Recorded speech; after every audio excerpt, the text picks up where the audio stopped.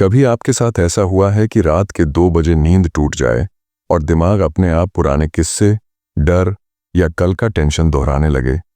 आपने सोचा नहीं, लेकिन सोच आती ही चली गई, और जितना आप उसे रोकने की कोशिश करते हैं उतनी तेज हो जाती है। कभी सोचा है ये सोच आखिर चलती क्यों रहती है, और क्या हम इसे समझकर इससे मुक्त हो सकते हैं? आज हम बात करेंगे सोच क्या है, जे कृष्णमूर्ति की किताब से। और मैं वादा करता हूं ये सिर्फ एक किताब का सार नहीं होगा, ये शायद आपके सोचने का तरीका बदल दे। अध्याय 1, हमारी चेतना की जटिलता। क्या हम सच में समझ पाते हैं? कैसे शुरू करें? कल्पना कीजिए, आप शांत कमरे में बैठे हैं, बाहर हल्की हवाएं चल रही हैं और अचानक मन में एक हल्की पीड़ा उठती है। मैं क्यों चिंतित हूं?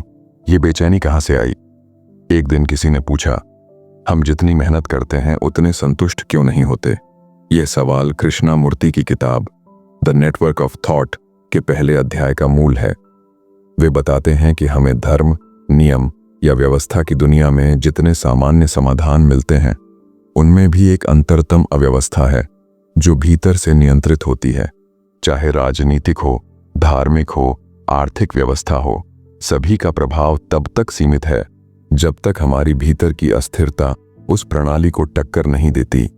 यही है पहला सच। हमारी असली चुनौती हमारे अंदर की अराजकता है, जो बाहरी रूप से कितनी ही व्यवस्थित व्यवस्था क्यों न हो, उसे चीर कर बाहर आ जाती है। चेतना एक साझा धागा। कृष्णमूर्ति कहते हैं, हमारी चेतना केवल हमारी व्यक्तिगत नहीं, यह पूरी मानवता की साझा चेतना है। चिंता, भय, अकेलापन, असुरक्षा, ईर्ष्या, लालच, ये भाव सब जगह एक से होते हैं।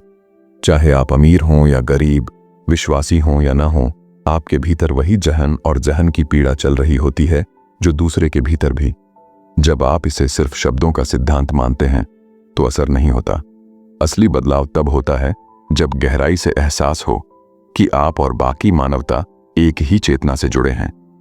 जागरूकता, चॉइसलेस अवेयरनेस।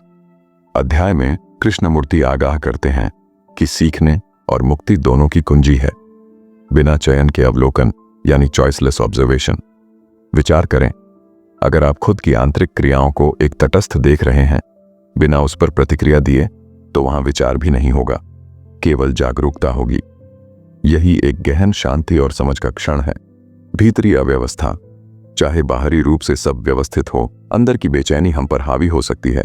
यह पहला बड़ा सच है। मानव चेतना, यह केवल आपका या मेरा नहीं, यह सभी का साझा अनुभव है। उसी में हमारा डर, बेचैनी, आशा सब शामिल है। Choiceless awareness. जब हम अपनी सोच को तनाव या प्रतिक्रिया के बिना देख पाते हैं, वहां वास्तविक समझ और शांति की एक नई दुनिया खुलती है। सोचिए, क्या संभव है कि हम सिर्फ देखकर ही, बिना प्रतिक्रिया या निर्णय के, अपने विचारों, भावों और डर को शांत नजरिए से देख सकें? अगर हां, तो अगला अध्याय इस सवाल का अनुभवात्मक उत्तर देने में हमारी मदद करेगा। अध्याय 2, द्वैत और संघर्ष से बाहर, समझ और जागरूकता का रास्ता। कल्पना कीजिए, आप नदी के किनारे खड़े हैं और एक पतली धारा को आराम से बहते हुए देख रहे हैं, लेकिन अचानक उस धारा में एक उलझन दिखाई दे। छोटी छोटी तरंगें टकरा रही हैं और पानी कहीं ज्यादा उथला, कहीं गहरा हो रहा है। यही स्थिति है हमारे मन की, जहां द्वैत, ऑपोजिट्स, एक अंतहीन संघर्ष पैदा करते रहते हैं। कहानी से शुरुआत। एक व्यक्ति बैठा है, भीतर बेचैन। वह महसूस करता है, मैं शांत होना चाहता हूं, फिर भी बेचैनी बढ़ती जा रही है। इसी बेचैनी की ओर कृष्णमूर्ति हमारा ध्यान ले जाते हैं। वह बताते हैं कि यह बेचैनी द्वैत से पैदा होता है। हम चाहना और नापसंद के बीच फंसे रहते हैं। क्या हो रहा है? इसका जवाब हमारे भीतर गहराई से छिपा है। संघर्ष का स्रोत, संवाद और द्वैत। कृष्णमूर्ति कहते हैं कि जब हमारी इच्छाएं और उनका विरोध आपस में टकराते हैं, जैसे मुझे सफलता चाहिए जबकि मैं असफलता से डरता हूं, तो मन तनावपूर्ण द्वैत में फंस जाता है। इसे हटाने का तरीका नहीं, बल्कि इसे निर्णय विहीन अवलोकन, यानी चॉइसलेस अवेयरनेस ही है, जहां न स्वीकार होता है, न इनकार, न तुलना, बस देखने की शुद्ध जागरूकता होती है। क्या सही ध्यान या एकांत साधना ही समाधान है? कई लोग ध्यान को एक विशेष तकनीक या एकाग्रता से जोड़ देते हैं। मंत्र जपना, किसी वस्तु पर ध्यान लगाना या पाठ। लेकिन कृष्णमूर्ति कहते हैं ये एकाग्रता द्वैत को बनाए रखती है। असली शांति केवल द्वैत की समझ से आती है, जब बिना किसी चयन के हम सोच भावनाओं को समझते हैं। यानी ध्यान केवल विचारों को दबाने की प्रक्रिया नहीं, विचारों को पूरी तरह समझना है, उन्हें पूरी तरह महसूस करना है। तभी भीतर एक नई विस्तारपूर्ण एकाग्रता, एक्सटेंशनल अवेयरनेस जन्म लेती है। खुद को जानना शांति का आधार। कृष्णमूर्ति कहते हैं कि असली शांति तभी संभव है जब हम अपने भीतर के द्वैतों को समझें। जैसे मैं क्यों दुख रहा हूं, मेरी टकराहट कहां से आती है। इस समझ से मन में एक शांति पैदा होती है जो निश्चल स्टिलनेस होती है, लेकिन वह एक दबाव या तकनीक से नहीं बल्कि द्वैत से ऊपर उठने की समझ से आती है। द्वैत मन के भीतर चाहना और तनाव की द्वंद्व स्थिति जो बेचैनी और संघर्ष पैदा करती है। चॉइसलेस अवेयरनेस सोच भावनाओं को बिना प्रतिक्रिया के, तुलना या निर्णय के सिर्फ वस्तुनिष्ठ रूप से देखना। विस्तृत एकाग्रता एक्सटेंशनल अवेयरनेस द्वैत से बाहर निकलकर एक अलग तरह की जागरूकता और शांति का अनुभव। अविचल शांति वह शांति जो तकनीक या नियम से नहीं बल्कि द्वैत को समझ कर आती है। एक क्रिएटिव समझ जो द्वैत का अंत करती है। कल्पना कीजिए, एक बच्चा बार बार उसी राग पर अटकता है। मुझे यह चाहिए, नहीं यह ठीक नहीं। उसकी मनस्थिति को वह बाहर से देख पा रहा है। वह स्वयं को देखता है, इरादों को, तुलना को, द्वैतों को समझता है। उस समझ में वह धीरे धीरे शांत हो जाता है। एक तरह से वह स्वयं को रिहा कर रहा है। यही है अध्याय 2 में कृष्णमूर्ति की बात। अगले अध्याय में हम ये जानने की कोशिश करेंगे कि क्या केवल अवलोकन ही काफी है या समझ में गहराई की और कोई दिशा भी है। क्या ऐसा कोई मार्ग है जो कला जैसा हो, जिसमें मन की समझ के साथ पूरी क्रिया बदल जाए। तो सवाल यह है, क्या केवल अपनी सोच भावनाओं को चॉइसलेस अवेयरनेस के साथ देख लेने से एक ऐसी समझ और शांति मिल सकती है जो जीवन में स्थायी बदलाव ला दे। अध्याय 3 बुद्धिमत्ता की महिमा। व्यक्तिगत से पारलौकिक तक आप सोचिए, जब आप किसी समस्या को हल करना चाहते हैं तो क्या आप पहले किसी मैक्रो परिप्रेक्ष्य से देखते हैं या फिर सीधे अपने पुराने अनुभवों और धारणाओं से काम लेते हैं। क्या हम अपनी बुद्धिमत्ता को स्वतंत्र रूप से जागृत कर पाते हैं। कहानी की शुरुआत। एक बार कुछ लोग एक पहाड़ी रास्ते पर घूमते हुए रुकते हैं। साथी पूछते हैं, क्या हम उस चमकती नदी को नीचे से समझ सकते हैं, सिर्फ ऊपर देखकर। यहीं कृष्णमूर्ति अध्याय 3 की बात शुरू करते हैं कि हम केवल अपनी त्वरित धारणाओं पर निर्भर करके सोचते हैं, फिर सही सोच पाते नहीं। हम किसी के प्रशंसक तो हो सकते हैं, लेकिन क्या हम अपनी स्वयं की बुद्धि तक पहुंच पाते हैं। कृष्णमूर्ति स्पष्ट करते हैं कि जब हम किसी शिक्षक, विचारक, संस्कृति या समूह के विचारों को अनावश्यक रूप से मान लेते हैं तो हमारी अपनी प्रेक्षण क्षमता, यानी हमें जो चीजें स्वयं समझने की शक्ति है, वह विलुप्त हो जाती है। बुद्धिमत्ता का होना ही इस पर निर्भर है कि हम अपनी व्यक्तिगत धारणाओं से ऊपर जाकर निष्पक्ष अवलोकन करें। अगर आप केवल किसी और का अनुसरण करते हैं, इवन अगर वह महान व्यक्ति ही क्यों न हो, तो आपकी अपनी बुद्धिमत्ता मृत हो जाती है, क्योंकि आप अपनी स्वयं की दृष्टि खो देते हैं। बुद्धिमत्ता क्या है? सरल व्याख्या, भेदभाव क्षमता, सही और गलत में अंतर करने की क्षमता, निष्पक्ष अवलोकन, पूर्वाग्रह प्रेजुडिस से दूर पूरी तरह स्पष्ट रूप से देखना, पूरी मानवता का अवलोकन, न केवल व्यक्तिगत या समूह विशेष जागरूकता, बल्कि वह व्यापक चेतना जो सब में साझा है। दुख, संघर्ष, भ्रम और पीड़ा का अनुभव, संघर्ष मुक्त मस्तिष्क की संभावना। हमारे मन में एक निरंतर संघर्ष है। हम हैं तो लेकिन कुछ और बनना चाहते हैं, किसी स्थिति में संतुष्ट नहीं होते और कुछ और बनने की कोशिश करते रहते हैं। यह बनने की प्रक्रिया, बिकमिंग, ही संघर्ष का मुख्य स्रोत है। कृष्णमूर्ति पूछते हैं, क्या यह संघर्ष उस समय खत्म हो सकता है जब हमारा मस्तिष्क इस बनने की प्रक्रिया से मुक्त हो जाए और हम केवल होने की सच्ची गहन समझ में आ जाए? इसे सरल भाषा में देखें, हम अंदर से असंतुष्ट होते हैं, इसलिए हम कुछ बनने की चाह में रहते हैं। हमारा समाज, धर्म, संस्कृति हमें यही सिखाता है कि आप ऐसा नहीं हो, आप कुछ बनिए। लेकिन बुद्धिमत्ता का असली पथ यही है, जिसमें हमें यह देखना है कि क्या हम जो हैं उसकी गहरी समझ में आ पाते हैं, बिना उसे बदलने के लालच या डर के। कल्पना कीजिए, आप अपने आप से कह रहे हैं, मुझे एक सफल व्यक्ति बनना है। यह सोच आपको तुरंत बेचैन कर देगी, क्योंकि परिणाम में खुशी मिलने की धारणा उसी द्वैत को जन्म देती है। लेकिन अगर आप वही चाह केवल देखें, मैं यहां हूं, संतुष्ट नहीं हूं, तो वह चाह शांति में बदल सकती है। उसी अवस्था में बुद्धिमत्ता का उदय होता है। तो सवाल यह उठता है, क्या संभव है कि हम बिना किसी प्रेरणा या लक्ष्य के अपनी बुद्धिमत्ता को खोलकर उस शांति और स्पष्टता को अनुभव कर सकें? और उस अनुभव में क्या होता है, क्या वह सुनीति का आधार बन सकता है? अगला अध्याय, अध्याय 4, हमें इस सवाल के वास्तविक अनुभव और गहराई से जुड़ने में मदद करेगा। क्या आप तैयार हैं उस अवस्था को समझने के लिए जहां बुद्धिमत्ता बिना संघर्ष के खिल उठती है? अध्याय 4, अवचेतन से जागरूकता तक। सचेत जागरूकता का मार्ग कल्पना कीजिए। आप एक सुंदर फूल के सामने खड़े हैं। क्या आप उसे सिर्फ एक आभासी तस्वीर की तरह देख रहे हैं, या क्या आप उसकी खुशबू में खो रहे हैं, उसके रंगों में घुल रहे हैं? इसी अंतर को समझने की कोशिश है इस अध्याय में। अवलोकन की दो परतें, सतही और मनोवैज्ञानिक।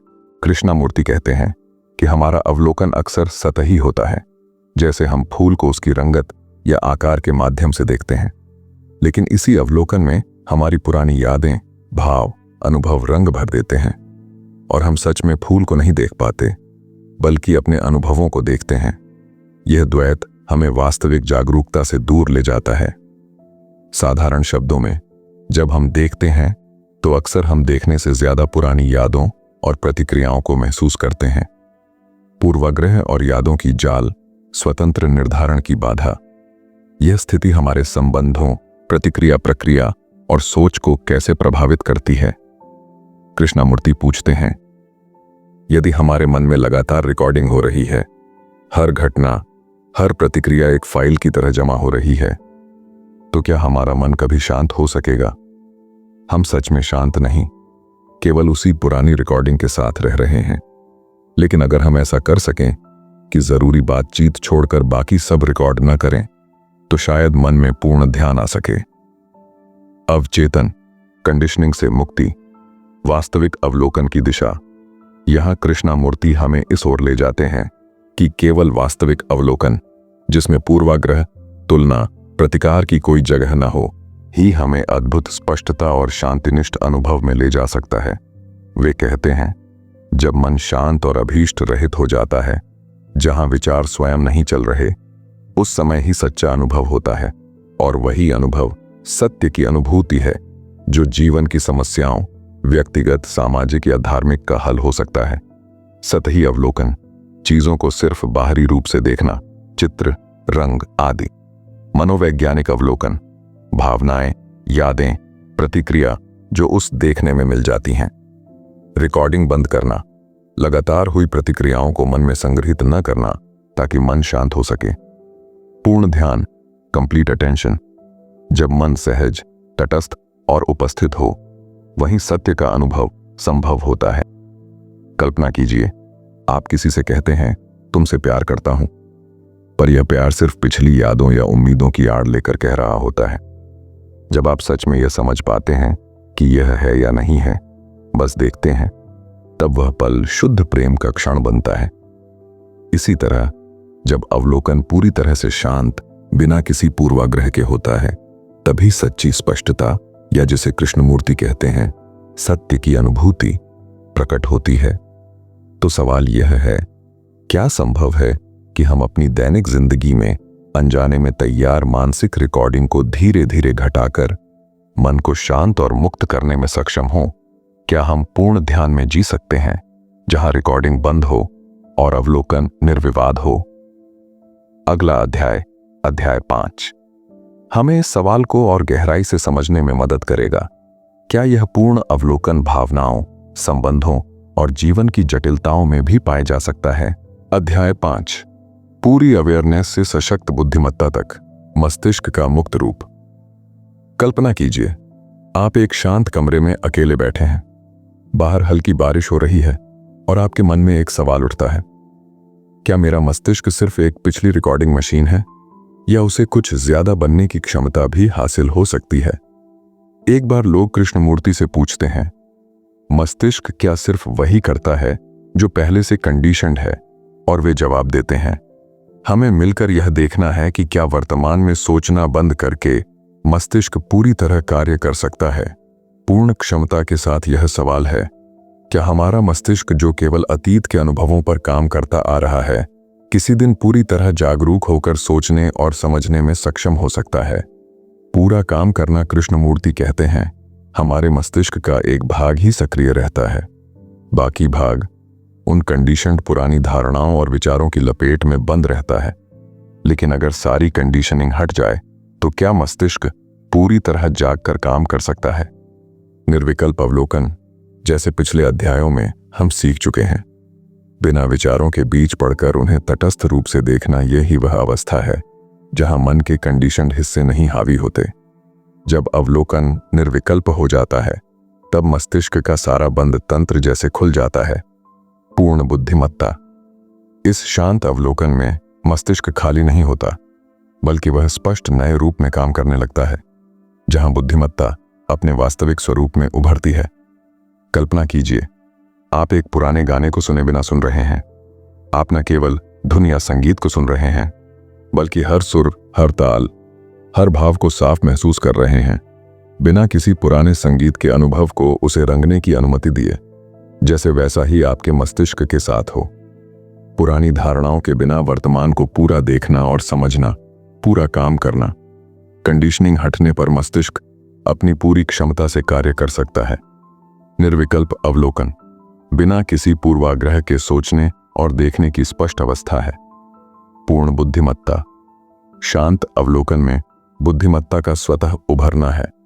इस अध्याय में हमने जाना कि जब मस्तिष्क कंडीशन्ड नियंत्रण से मुक्त होता है, जो कि निर्विकल्प अवलोकन से संभव होता है, तब वह अपनी पूरी बुद्धिमत्ता से काम करने लगता है।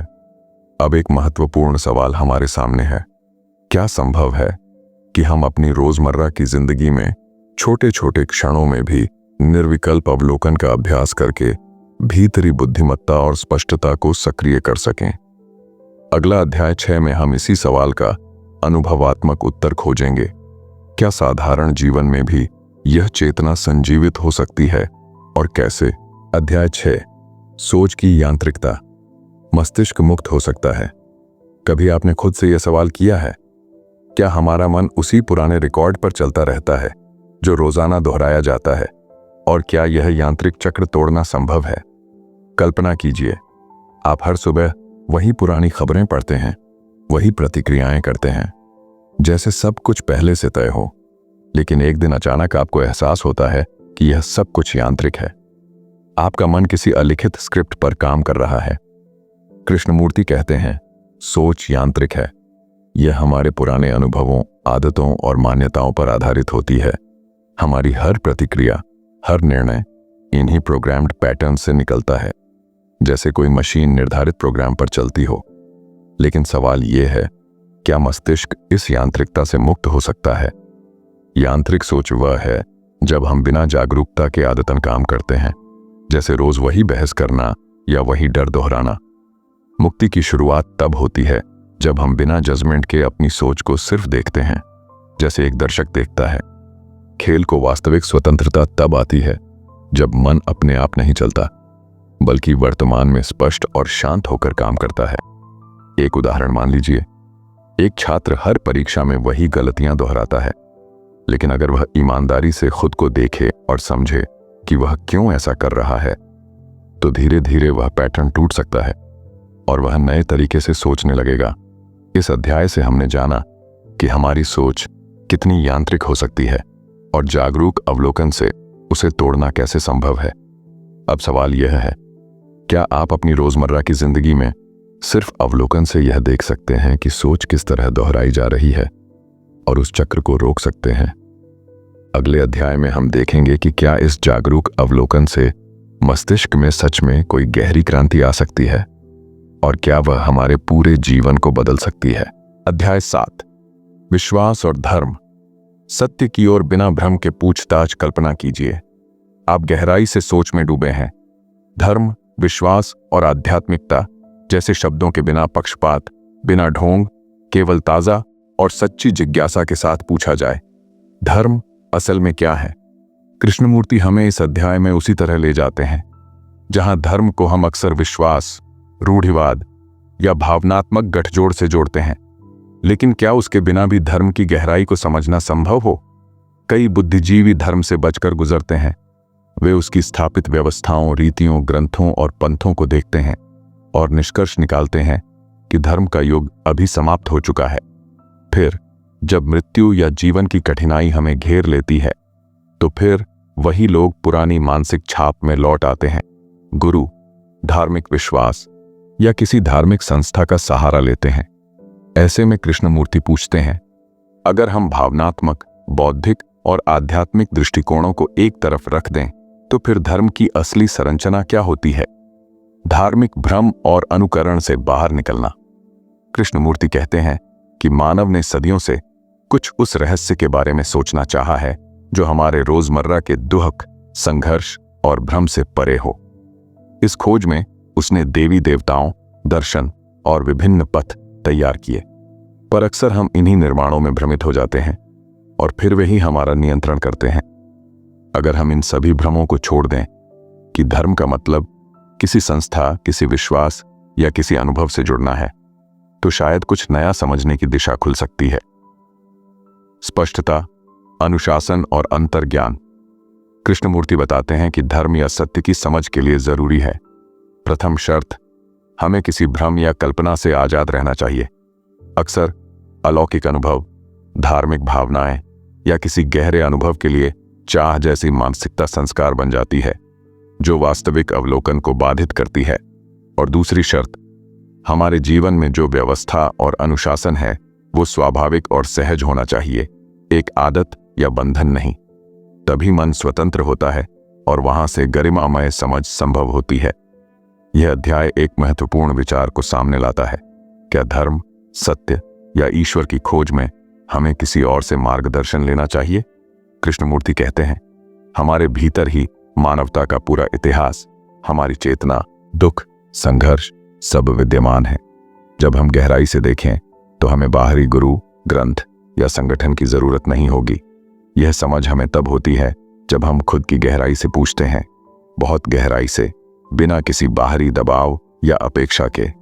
धर्म का नया अर्थ, धर्म केवल विश्वास या अनुशासन नहीं, बल्कि आंतरिक स्पष्टता और जागरूकता का सचमुच अनुभव है। भ्रमों से मुक्ति, अलौकिक अनुभवों या धार्मिक पथों के पीछे छिपे भ्रम से आजाद होना। सच्ची पूछताछ, अपने अंदर गहरी, स्वतंत्र पूछताछ, बिना किसी उद्देश्य या प्रेरणा के, तभी मन स्वतंत्र होता है। आत्मस्रोत, जो कुछ भी सत्य या धर्म है वह बाहरी से नहीं, आपके अपने अनुभव और अवलोकन से उभरता है। तो दोस्तों, आखिर में बात सिर्फ इतनी है कि बदलाव कहीं बाहर से नहीं आता, वो हमारे भीतर से शुरू होता है। हमने आज जो भी बातें की, चाहे वो सोच को समझने की हो, खुद को देखने की हो या पुराने पैटर्न से मुक्त होने की, इनका असर तभी होगा जब हम इन्हें अपनी रोजमर्रा की जिंदगी में छोटे छोटे कदमों में उतारेंगे। शायद आज ही आप बस 5 मिनट चुपचाप बैठकर अपने मन को देखें, बिना उसे जज किए। इतना सा छोटा कदम आगे चलकर बहुत गहरा असर डाल सकता है। अगर आपको इस सफर में साथ रहना अच्छा लगता है तो चैनल को सब्सक्राइब कर लीजिए, ताकि हम मिलकर इस खोज को और आगे ले जा सकें। क्योंकि यह रास्ता अकेले का नहीं है, हम सब इसमें साथ हैं।